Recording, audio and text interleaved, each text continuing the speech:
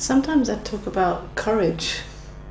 Like I use that word courage, and it's very easy to misunderstand this word because it can sound like it's something that you need to try to do or become, like to become a courageous person.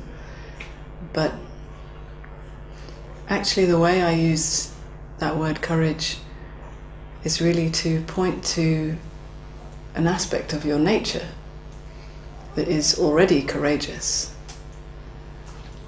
And when we acknowledge that, then there is a natural living courageously that seems to unfold. So it's not something that the mind needs to get hold of and now try to put some effort into becoming a courageous person, but to actually see that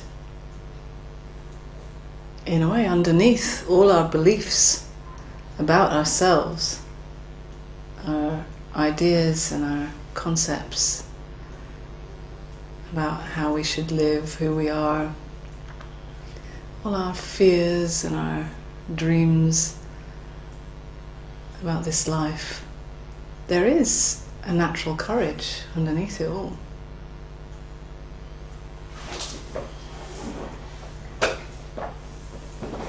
And we love to acknowledge this courage because it's our true nature.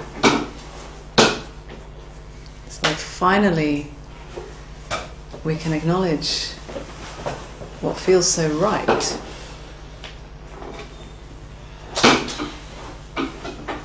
It can be, in a way, it can feel shameful somehow, even subtly, to keep buying into the same old beliefs and stories about ourselves. The beliefs that we're not enough, not good enough at what we are supposed to be doing or who we're supposed to be. Beliefs that there's something wrong with us. Beliefs that keep us small in some way. And it can feel almost like we're ashamed of ourselves when we continue living according to these beliefs.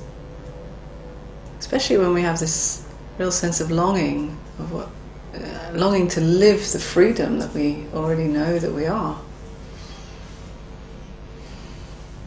So we have this sense of that freedom and that longing to live that, and yet we find ourselves often living as if we're really small and kind of contained in a small box, restricted to certain ways of being. And this contradiction can be quite painful.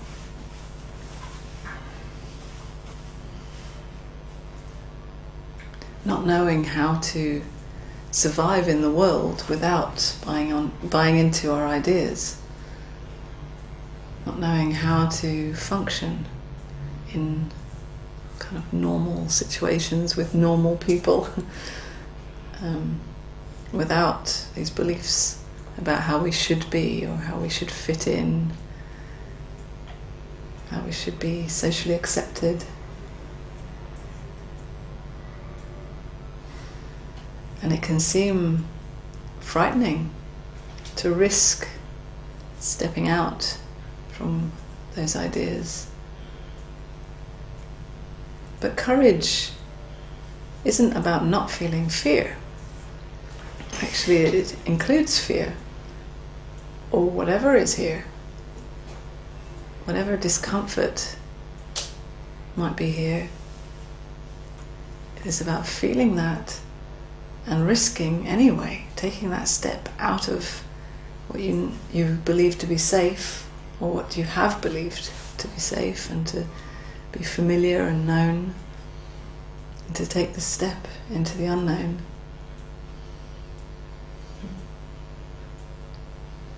And it is the unknown because you don't know what might happen as a consequence of living without these beliefs about yourself. It could really rock the boat. There could be trouble of some kind. People might not like you. They They may hurt you, they may reject you. But you live in alignment with what you know to be true in that moment.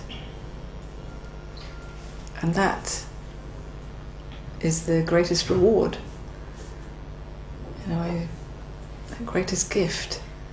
That when you acknowledge that the way whatever risk I'm taking now, that step into the unknown, it feels absolutely true and right in this moment. Even if everyone's against me.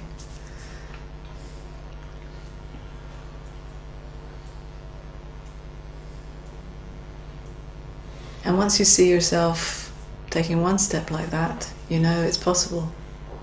Then it becomes easier and easier. More and more willing to risk everything. To risk even your life. Risk not surviving for the sake of what is true. And of course, usually it's not really a matter of life or death, but sometimes it can feel that way. With these old programs that run, it can feel like if I take a risk to not be accepted in this situation, it can feel, in a way, your body goes through a reaction of as if it's threatened with death.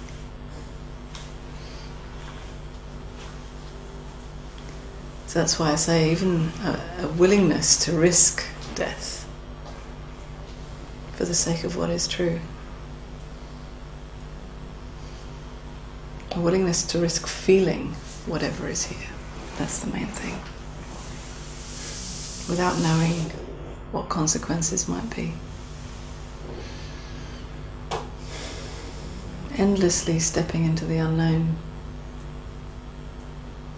But this is coming alive. This is living the truth that you are, the freedom that you are, the love that you are. And it's always now. It's always fresh. It's never about knowing something in the past and then carrying it forward into the present. It doesn't work that way. You're always naked, without anything to hold on to. And acknowledging that and living like that is living courageously. Even if you don't feel tough and strong, you might feel completely vulnerable and fragile at times. But it is the courage to feel that, to live with that, moment to moment. And from that vulnerability comes the greatest strength. You watch yourself live powerfully, not being tough and with the armor of the thinking, but courageously standing naked, in a way screaming, "This is who I am. Take it or leave it."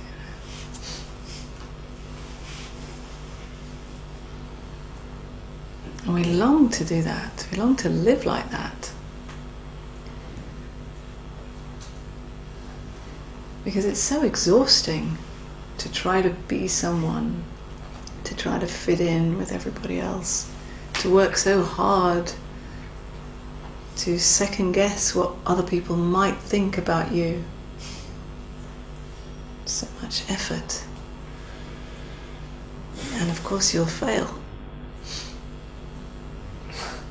People will inevitably dislike you at some time or what you're doing.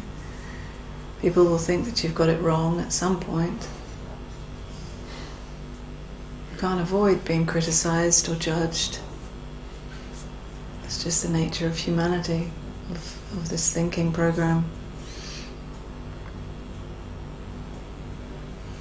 Can't find perfect acceptance from outside of you, from other people. It doesn't work. And if you're endlessly trying to fit in, to be perfectly accepted, it's just going to be endlessly exhausting.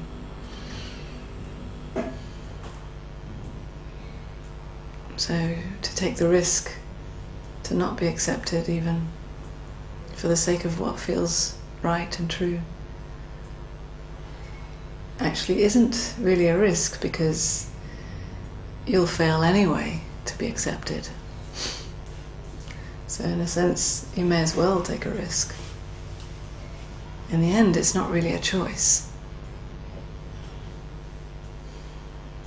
because it just becomes too exhausting to maintain the facade of being good, nice, kind, sweet, perfectly socially acceptable, because it's just not who you are as this human.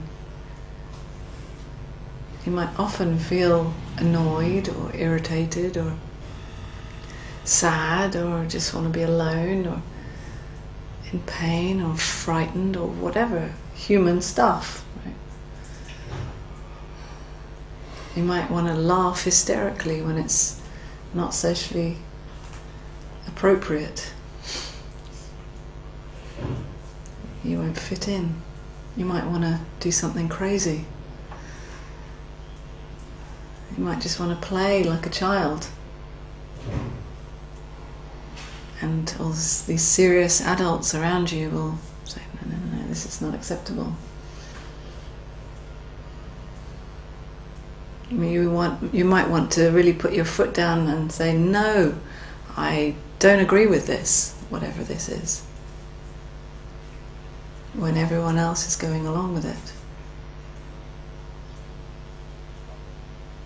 You might have to take that risk,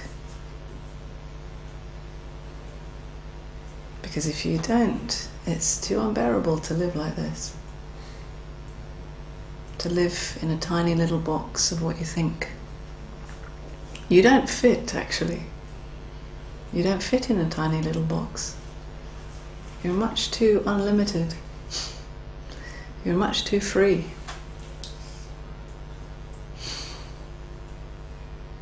As who you really are. Life itself, freedom itself, courage itself.